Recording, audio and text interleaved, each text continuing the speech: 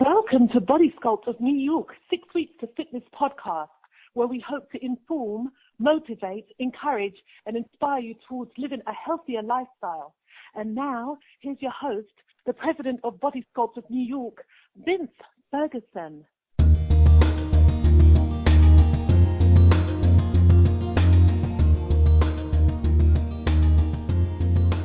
Hi, I'm Vince Ferguson. Welcome to 6 Weeks to Fitness, episode number 32. Thank you so much for tuning in. Now, if you know of anyone in need of personal training, group fitness instruction, or nutrition counseling, please contact me at vince@6weeks.com or call 718-346-5852. Now, in this episode, I will be joined by actress Carla Renata, star of CW's Heart of Dixie, which begins its final season on Monday, December 15th. During the interview, Carla will discuss her many exciting acting roles on television and Broadway, including her portrayal of the actor-comedian Gary Coleman in Avenue Q, and her nomination of the NAACP Theater Awards for her role in the Los Angeles production of The Lion King. Carla will also reveal the roles she most enjoyed playing and what physical activity she engages in on a daily basis to maintain a relatively healthy lifestyle while dealing with a very hectic and demanding acting schedule. Carla recently became a first in Hollywood as she appears on 4 television shows in recurring roles. Those roles are Shake It Up, Heart of Dixie, How to Live with Your Parents, and Mr. Box Office. Carla will also talk about her early years growing up as a military brat, working on the Norwegian Cruise Line, and why her mother is the real inspiration for her acting career. Carla will also give much-needed advice for young people looking to get into the film and TV industry. Now, remember the words of Oprah Winfrey, who said, "Do the one thing you think you cannot do. Fail at it, try again, do better the second time. The only people who never tumble are those who never mount the high wire. This is your moment. Own it." Now that's worth thinking about.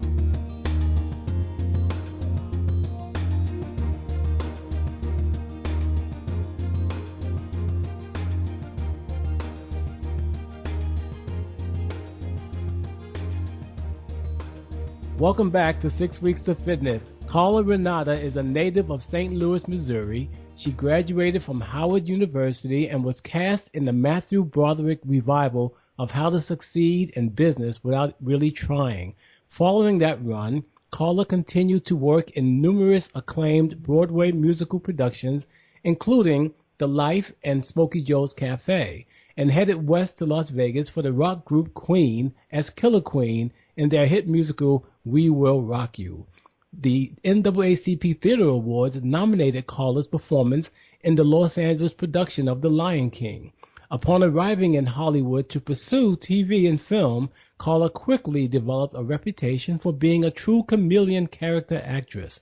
Carla recently became a first in Hollywood as she appears on 4 television shows in recurring roles: Shake It Up, Heart of Dixie, How to Live with Your Parents, and Mr. Box Office.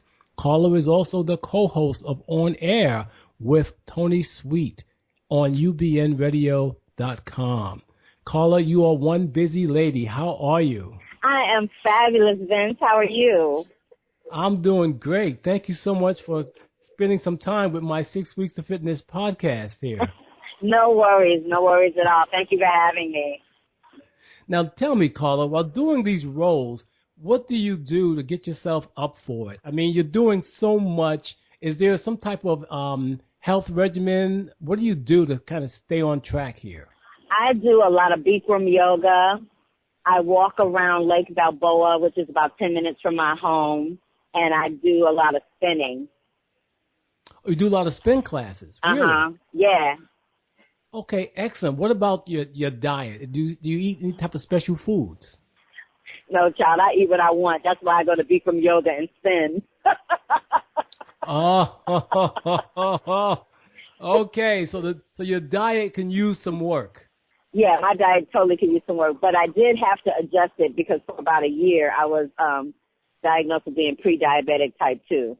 So I had to cut a lot of things out, and I suffer from acid reflux. So as a result of that, I mostly eat like vegetables, protein, You know, my guilty pleasures will be a cocktail or some popcorn.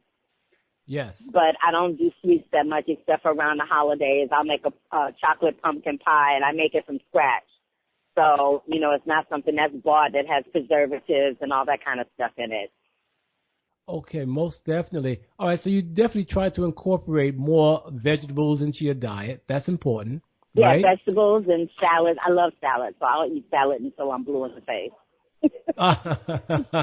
And you drink a lot of water too, right, I Carla? do drink a lot of water, and I put that little, because I hate drinking water, I put that little flavor enhancement stuff in it, just a Yes. drop or two, just to make me feel like I'm drinking something other than water. Okay, and don't forget now, you can get your water from fruit too, so you need to eat more fruit. I do. I eat apples and pears and Yes. grapes. I can't do citrus fruit so much, but Okay. yeah, I like and in the summertime I eat a lot of fruit because I love the summer fruits more than I like the winter fruits. Yeah, okay. That's good. That's good. That's good. Because, you know, being as active and busy as you are, we want to keep you around a long time. Yes, sir. And I'm telling you, it's amazing. But now, let me ask you this. Now, you've had guest star spots on many popular sitcoms like Modern Family, Anger Management, CSI, just to name a few. Yes. Which ones would you say are your most popular? What was your most popular role? My most popular role, I think, is probably Susie on Heart of Dixie. A lot of people watch that show, much more than I would have thought. And people have recognized me a lot more from that. I get recognized from that episode of Modern Family, ironically enough, even though that was about 5 years ago. But I Right. really get recognized from Heart of Dixie and from Shake It Up when I was on the Disney Channel. Is that right? Yeah. Like when Well- I was doing Shake It Up, I would literally be out on the street. If I was outside during the time that the kids get out of school between I think between 1 and 3 o'clock, I couldn't function because the kids would recognize me from that show and they would, you know, sequester me and want to autograph and take pictures and all of that. And I was actually very surprised because I'm like, wow, that's the power of television. Exactly. And also families. You know, people love to have family television. The whole families can enjoy it, you know? Yep. They certainly do. That is so cool. That is so cool. Now, you've conquered Broadway also. Like I Yes. said, you're one busy lady. The Who's Tommy, How to Succeed in Business, Smokey Joe's Cafe, on and on. Yeah, But I did the Avenue funniest- Q too. Yes, I was going to bring that up. The funniest has to be Avenue Q, where you played actor Gary Coleman. Yes. How funny was that? It was pretty funny and it was very challenging, you know, because I'm a girl. Gary Coleman obviously was a guy. So there were Yes. some challenges within that and that fine thin line between making him a parody and making him a real person within a very fictional type of situation. Oh, did the real Gary Coleman ever see you in the role? No, he never saw any of us in the role. He was very upset because we kind of clowned him a little bit.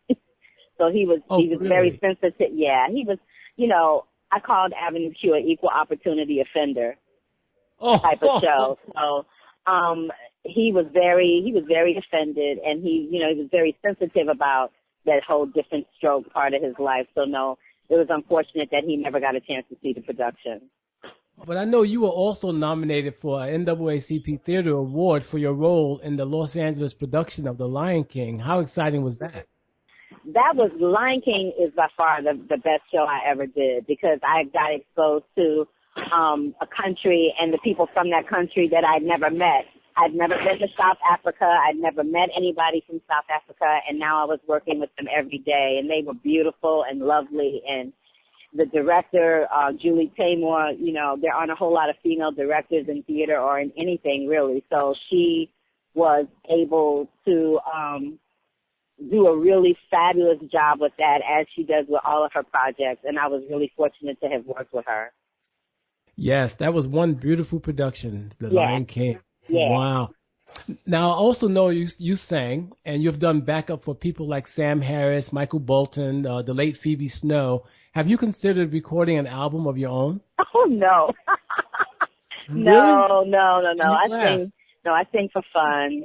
I sing for fun. Really? I would no. I would never. I sang on Broadway because it was my dream to do that, but I would never try to be a recording artist. I like being an actress much more. It's less stressful. Really? Yes. Well, now, your singing voice has appeared on commercials. Yes. And but now tell us some commercials that we might be surprised to have heard you singing in. Oh, Lord. Well, you know what? Not really singing in the commercials, but doing vocal voiceovers. So Right. I do a lot of voiceovers for video games and for products like, paper towels, things like that. I can't really say the name of the product, but yeah. And it's, I do a lot of weather reports for stations back east. So when you hear somebody say, welcome, tune in to Channel 7 for our news track team, Doppler, whatever, that's usually me. Really? Yeah. Because I know you did voiceovers for Disney World's Harry Potter ride. I did the Shinzi voice for the Harry Potter ride. Right. And the number one video game of all time, Grand Theft Auto. Auto. Yes, sir. So we've all heard you at some time or another in our lives. Come on, Yes. That's great. Yes. Now, you also call your alter ego the Carmel Chameleon. Now, Tell us why. Although I think I know why, but tell us why. Well, because my skin color is a little nice brown caramel color, and because based on my clothing, my hair, what I do with my makeup, I can have a tendency to look very different at any given time. Huh. Cause I've seen some of the pictures that you were in, and your hairstyles sometimes looks different, and it seems to give you a different look totally. Exactly. That's why I call myself the Caramel Chameleon. That's what I was thinking. Now, do you have a particular hairstylist that does your hair just the way you want it like that? Or... I do. I have a young lady that does my hair over in Hollywood. She does a fantastic job because I wear my hair short now, so it's important to keep it lined up in the back and, not too choppy looking because then that looks too edgy for what I do. Right. And you have such diverse roles, though, but mostly comedy, correct? Yeah, mostly comedy. Uh-huh. Okay. Now, to your background a little bit, I served in the military, in the Navy, and I noticed that you're basically what we call a military brat. Yes. Because your family, your father was a Marine? My father was in the Marine Corps, yes. So you must have traveled a lot growing up. I did. I traveled all the time.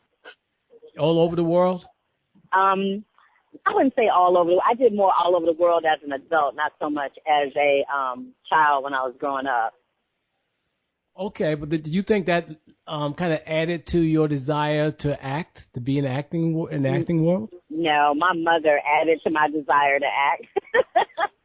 Your mother? Yeah, my mother was really obsessed with movie stars and all that kind of thing, and she kind of passed that on to me, and she wanted to be a dancer, but my family, her side of the family was very religious, and they didn't allow that. So when I expressed an interest in it, she was like, go for it. Really? Yes. Okay, because she felt that her life wasn't fulfilled in that area, but she wasn't going to stop you from your Exactly. dreams. My mother became a registered nurse, and that was what she really wanted to do, but she had received a scholarship to dance at the Catherine Dunham Dance School in East St. Louis, Illinois. I'm from St. Louis, Missouri. And my great-great-grandmother said, no, you can't do it. Really? Wow. Mm-hmm. It's amazing. It's amazing. I mean, we think we're doing the best for our kids, but sometimes we're kind of like stifling them, Yeah. Holding them back. But we mean well, but just that sometimes you got to let your kid, develop. Yeah. Now, I know you used to work on a cruise ship for the Norwegian Caribbean Cruise Line. Yeah. Okay? Which brings to mind Jennifer Hudson. Now, what was one of the most memorable moments that you had on the ship? Gosh, that's been over 20 years ago. I couldn't even tell you. You can't even think that far back. Yeah, it's kind of, I think the biggest thing that used to kill me is that people would always ask what time midnight buffet was. I'm like, midnight? Midnight, exactly. They would always ask, what time is midnight buffet? It would be at midnight. That's funny. I can imagine people with something else. Yeah, it was funny. It was great fun, though. Great fun. But you knew you had quick wit, though, right? I kind of figured it out along the way, yeah. Yes, I'm sure you did. Now, after graduating from Howard University with a Bachelor of Arts degree in production, was it music production or Broadway production? What was it? I majored in broadcast production, which was mostly television editing, stuff like that. Okay, great. Now, I know that you also did public relations for musical artists and corporations, but now, has that background helped you in any way? It's helped me as an actress. It helped me to pinpoint who I was and how to sell what I'm doing as an actress. So, yes, most definitely. Well, that's nice. And you developed the branding Buddha. Tell us about that. The Branding Buddha is a program that I designed specifically to help actors hone and specify their image in the digital age and bring it into the 21st century. A lot of people are scared of computers, scared of social media, and I just help them find a way to not be so afraid, to embrace the light. And right. while embracing the light, it helps them to move their career a little forward than it was before. Well, I see that you really care about your fellow artists. Yeah, because it's hard out there. Everybody needs a little help, a little push. Exactly, and I actually visited your website. I see your bio there, your resume, and so you basically believe in taking matters into your own hands, right? Yes, sir, I have. I see that. No, I applaud you for that. Thank you. And now, after graduating from Howard, you were very involved in the theater department. Do you ever go back to speak with the students at your alma mater? No, I wasn't really involved in the theater department at Howard because that wasn't my major. It was my minor. But minor. I have gone back a couple of times to speak because my professors there have come and asked me, and I graciously, did so because, like you said earlier, I'm all about helping other people. Oh, yes, most definitely, because by helping others, you're actually helping yourself, right, Carla? Uh-huh. Yep, that's right. I believe that. Now, is there a role or a song, an artist that you always wanted to work with or perform with that you haven't worked with yet? Yeah, but he's gone. I would have loved to have sung with Michael Jackson. Really? Michael Jackson? Yeah. Wow, a true icon, huh? Yeah, wow. Most definitely. Icon. Wow. Well, what's next for you, though, Carla? Well, I'm doing some singing engagements here in L.A. Next Wednesday, I'm singing at the Catalina Jazz Bar and Grill, doing a Christmas show called A Broadway Christmas. And nice. That's through Chris Isaacson Presents. So you can go to CIP or Chris Isaacson Presents on Google and find the dates and times for that. And then I'm doing on New Year's Eve, a New Year's Eve show at the Cellos over in Studio City. Wow, so you're going to be busy for the whole holiday season. Yeah, it's all good, though. And then Party Dixie premieres on Monday, so I'm doing a lot of stuff to get the word out on that. Right, exactly. And we're looking forward to that. Now, listen, you're so busy and you're doing so many things. When do you slow down? Now, during the holiday season. Oh, right now? Did you say right now? Yeah, during the holiday season, it's a little slow, so it gives me a chance to catch my breath. Wow, okay. Now, you live in the Los Angeles area, correct? Yes, sir, I do. Okay, do you love it out there? I do. The weather's really fabulous.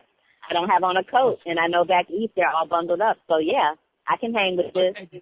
Exactly. Don't rub it in, though. We're kind of cold. I'm sorry. My bad. But look, you've been so gracious to spend your time with us for the past 20 minutes, and I'm thankful for that. No worries. And I'm going to do my best to get the word out because you're such a wonderful, phenomenal person and a great role model for actors, actresses, and for young people coming up today. Yes. And speaking of young people, what advice would you give to them if they're looking to get into the industry? The advice I would give to them is to be uniquely you.